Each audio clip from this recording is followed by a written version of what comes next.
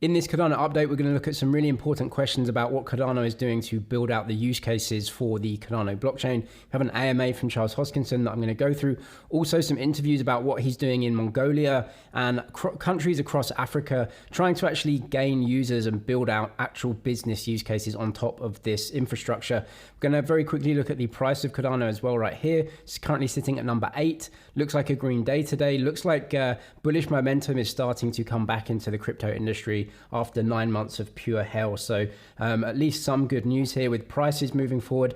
But the one major question for all blockchains that aren't Bitcoin is how are they going to be regulated? Because we've seen that Bitcoin has been said by the SEC, that's a commodity, but everything else they've left the door open. And just hear this question. What are your thoughts on Saylor claiming Cardano as a security? Well, Mike Saylor is the Tone Vase of this cycle of him and Jimmy Song of this cycle of crypto. So back in the day, we had Tone, and Tone was this podcast. He's still around, and I like Tone, but he had this thing. It's like everything's a scam. It's a scam. It's a scam.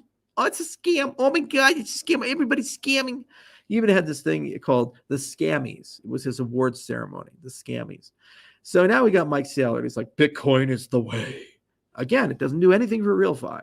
I can't build a decentralized power grid. I can't build a centralized telecommunications company.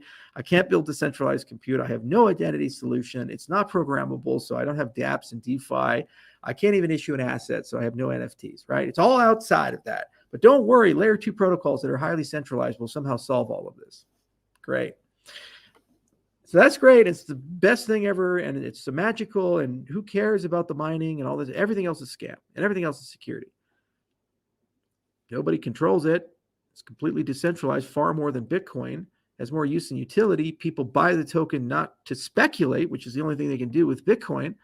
They buy the token to use it for stuff, I don't know, medical records and whatever the hell else they're doing because it is real life utility. But that's a security. But the thing that only thing you can do is speculate on is not. I think Mike's head is all fucked up and screwed up. Now, I personally don't think that layer 1 chains are securities. When you look at them, a security, if it is to be regulated as one, needs a CEO, it needs a C-suite. That's just not going to happen for a decentralized digital commodity asset that's used to pay fees on a decentralized blockchain. And so I don't think they're going to be regulated as securities. There may actually be a new type of regulation that gets put up for those layer 1 chains. When you are coming down to applications, I believe these could well be seen as securities like Uniswap. That is an exchange. Is that a security? Is the token a real security or not? I think this is to be worked out, but I don't see either way. If you do call it a security, there is no CEO of Cardano. There is none. And so even if you regulate it, what's going to happen? You can't sue Cardano. It is a decentralized protocol. And so that's how I see it. Now we can listen to what Charles has to say about what they're doing right now in Mongolia. Charles, can you discuss what is the relationship between IOG, Cardano, and Mongolia, and what are some of the ongoing projects, and how is adoption in Mongolia going? Well, the people led, as I mentioned earlier in the AMA, 140,000 Mongols are using Cardano in some way, which is really impressive growth and adoption. It would be nice to do a digital identity and a supply chain system, because if you look at the needs of Mongolia in the agricultural sector, there are 5 animal types that are primarily important. So the goats are the most important part of Mongolian agriculture because that's where the cashmere comes from. Gobi Group is a gargantuan company, and they export most of that. When you look at the supply chains, there's something called the third neighbor policy, and there's this attempt to be able to try to export a lot of the agricultural goods to the United States and other places without tariffs. The problem is that they have to adhere to certain quality standards, or else the USDA is just not going to let that happen. And so how do you prove that? There needs to be a blockchain-based system that enables people to basically make statements about the life cycle of the animals and what they've gone through. So we talked to Abuna, the Minister of Digital Transformation, and a few others in the government. And, at some point, I think we're ready to go. We were scaling up to do something, then COVID hit. And if I have to send a lot of people, it just doesn't work. So I said, all right, well, just Mongolia is not going anywhere. Let's calm down a little bit, and, we'll circle back to it. So hopefully in 2023, we'll be able to do something pretty cool. So 140,000 people using Cardano already as infrastructure to build NFTs, possibly supply chains and digital identities, keeping track of, records of livestock. So business use cases for Cardano. Hi, Charles. How's IOHK prepared for a potential recession? We have strong economic moat and our business lines are strong. That's the nice part about GovTech is that you have long arc relationships like the Ethiopia relationships, a multi-year relationship. So we have plenty of things we do, and those things are stable.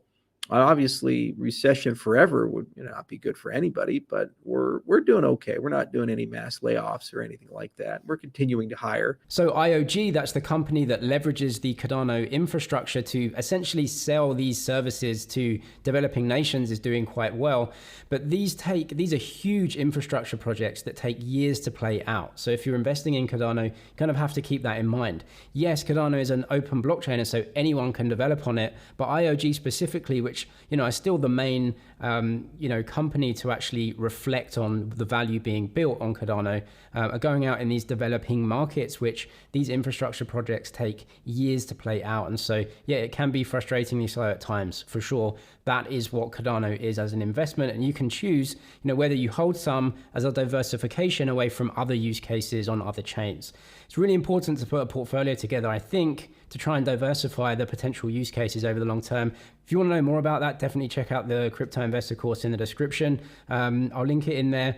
We have a portfolio section that really thinks about trying to diversify and gain exposure to different types of businesses that grow and mature at different times, right? And obviously there's 250 videos here updated all the time, private Discord groups as well, and it's updated for free over time as well. So check it out if you're interested. Listen to what Charles has to say though about some really important questions about what they're doing in these developing countries, because this is not easy work. So it's really clear to me that Cardano are building infrastructure for people and potentially just trying to build things that benefit people, no matter if they're allowed or not. Since striking the deal with Ethiopia, the reputation of the country's Nobel Peace Prize and winning prime minister has sort of nosedived. Yeah.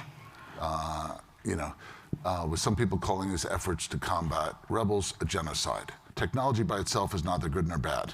While we are all here excited about the possibilities of blockchain as a force for good, a state agency in India recently announced it was using blockchain to document an individual's caste. Yeah. Okay, which is cringy to say the least, but someone accused of genocide could use it for much, much worse. Do you work with Saudi Arabia or not? Do you work with China or not? These types of things. So you look at things on a case-by-case, facts and circumstances basis. So in the case of this Ethiopia deal, the relationship is with the Ministry of Education. And let's really understand what's going on. The government already has the academic records. They're there. The problem is not who has them. The problem is accessibility, portability, and verification. So if you take young kids, you put them into a system where the thing the government already knows is now in their possession, what you've done is you've actually transferred the burden of showing things from the government to the student. So even if the whole country falls apart and shuts down, a young student who just graduated could go to Oxford and say, here are my transcripts, and Oxford can independently verify that without the ministry. You bring up a very interesting question of what happens when technology like that goes beyond a simple use case and goes into national identity. Right. And there you have to say, well, what are the ethics of it?